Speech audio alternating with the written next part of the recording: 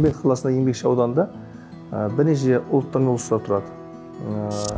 Әрине өзім жергілікті қазақтар, өзбек ағайындар,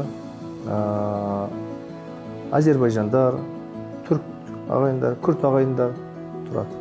Ынтымағы жарасып, бірлікпенен 5 уақыт намазда, құлшылықта бірге сәждеге бас қойып, тізелесіп намаз оқиды. Қазақ тілінде бәрі жақсы түсінеді.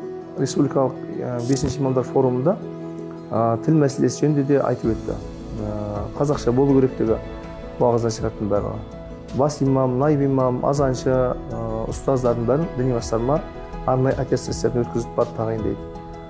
Соған қазір енді имамдар білімді болғаннан кейін, өзінің жұмысын дұрыс атқарғаннан кейін, ешқандай болса ұлтқа байланысты, ұлыстыққа байланысты дау проблематикасы жоқ деп айтсам болады. Бұл илегеніміз бір тедім пұшпаға дегендей,